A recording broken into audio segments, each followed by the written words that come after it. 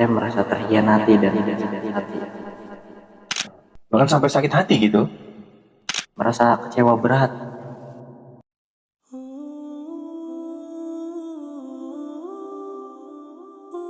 Assalamualaikum. Waalaikumsalam.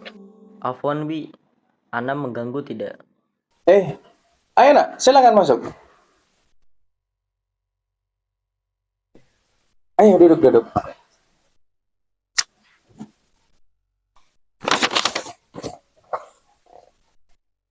Antum kenapa? Afwan Bi sebelumnya. Anak gelisah Bi. Gelisah gimana? Merasa kecewa berat. Sama ada rasa sakit hati. Anak punya teman penghafal Quran. Dia sama-sama menghafal Quran sama anak. Tapi dia lebih dulu masuk pondokah dari anak. Saya merasa terhianati dan sakit hati. Tolong pencerahannya Bi. Saya minta solusi dari Abi. Coba, Abi coba cermati dulu ya. Antum sekarang nih dalam keadaan gelisah. Bahkan sampai sakit hati gitu. Karena antum merasa terhianati oleh teman antum sendiri. Yang mana teman antum sahabat lagi. Sahabat, teman dekat Bi. Teman dekat. Menghafal Quran bersama. Sama-sama penghafal Quran. Subhanallah. Lalu antum berharap bagaimana menyikapi teman ataupun sahabat seperti ini? Subhanallah. Innalillahi wa inna ilaihi raji'un. Alhamdulillah ala kulli hal. Yang pertama, ucapkan rasa syukur kepada Allah. Karena semua nikmat itu asalnya dari Allah, termasuk ujian di dalam. Habis senang, antum datang ke sini untuk bertanya daripada antum terbuai dengan dugaan ataupun mungkin bahkan terprovokasi dari syubhat-syubhat ataupun termakan dari godaan para syaitan itu sendiri. Lalu yang kedua, bagaimana sih cara menyikapi orang-orang seperti ini?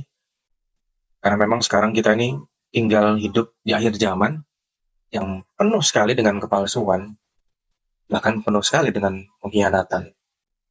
Dan rasanya sekarang kesetiaan itu sangat mahal ya. Yang dalam hal ini, antum merasa terhianati oleh sahabat antum sendiri. Betul ya?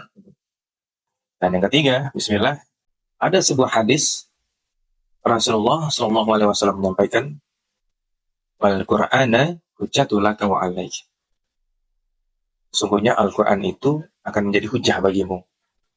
Hujah yang akan membelamu di yaumil akhir, hujah yang akan menjadi syafaat bagimu di yaumil akhir, atau hujah yang akan justru menenggelamkanmu, menjatuhkanmu, bahkan memasukkanmu ke dalam panasnya api neraka. Subhanallah. Jika Rasulullah sudah sampaikan begitu, maka pastinya sudah ada riwayat sebelumnya. Khususnya bagi kita, para penuntut ilmu, sebenarnya mudah. Itu apa? Kalau antum bertanya, orang seperti ini bagaimana cara menyikapinya? Sebenarnya mudah. Itu apa? Pertama, kalau dia menghafal Quran kan ya? Kalau Al-Quran saja yang sudah dia hafal, dan kita sama-sama tahu, tidak ada satu ayat pun di dalam Al-Quran yang mengatakan, kamu boleh berlaku semena-mena, kamu boleh berlaku tidak adil, bahkan kamu boleh jadi pembohong, ataupun bahkan kamu boleh untuk mengkhianati temanmu sendiri. Tapi ternyata tidak ada. Bahkan Quran memerintahkan untuk mengerjakan amar ma'ruf nahi mungkar. Kita disuruh mengerjakan, ya, perintahin. Jadi, kalau ada seorang penghafal Quran yang justru mengkhianati sahabatnya sendiri, apapun alasannya, gampang. Tidak ada satu dalil, satu ayat, ataupun satu redaksi di dalam Quran yang membolehkan akan hal itu. Jadi, di saat dia sudah mengkhianati temannya sendiri, berbohong, mengingkari, janji palsu, ataupun mungkin coba menyingkirkan, menyungkurkan antum, mengkhianati antum, menzalimi antum, maka sejatinya dia sudah membuat keburukan untuk dirinya sendiri. Dan dia sudah memberikan catatan hitam di dalam hisabnya sendiri.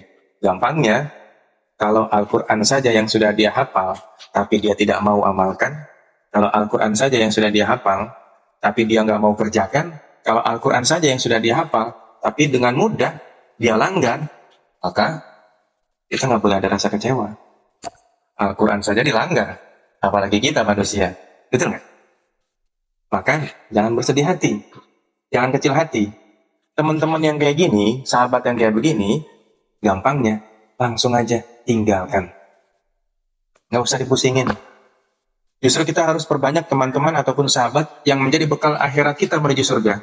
Teman-teman yang begini, yang berbohong, janji palsu, bahkan coba untuk membuat kita jatuh, menyingkirkan kita, menyungkurkan kita, bahkan berbuat jolim kepada kita, teman-teman yang kayak gini, mereka akan merasakan tanggung jawabnya sendiri.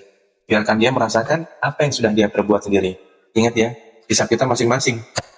Antum dilakukan begini, antum diperlakukan begini sama sahabat antum sabar, antum ikhlas, pahala bagi antum. Dan teman antum yang katanya menghafal Quran, tapi sudah mengkhianati antum, maka itu pun akan menjadi hisabnya sendiri. Dan jawaban yang paling gampang, mudah, tinggalkan. Cari sahabat yang baru, cari teman yang baru, yang mendekatkan antum kepada Allah. Yang bisa memupuk keimanan, yang bisa mengangkat derajat ketakwaan antum, yang bisa membuat diri antum lebih baik di hadapan Allah Subhanahu wa Ta'ala. Itu aja solusinya. Gak usah dipikirin, gak usah diberatin. Orang ayat Allah aja dilanggar, betul nggak? Orang Al-Quran saja nggak mau diikuti, betul nggak? Orang Al-Quran saja sudah mengatakan jangan berbuat khianat, masih jadi khianat. Kalau Al-Quran saja berani dibohongi, apalagi kamu, apalagi kita. Maka solusinya, tinggalkan. Halo? Jangan bersedih hati. Itu aja. Mudah dan simpel. Tinggalkan. Sama seperti sekarang. Ini sudah mau maghrib, sudah 5:30. Abi mau siap-siap dulu, mau berangkat ke masjid. Nah, antum merenungkan, lalu move on aja. Barakallahu fiik.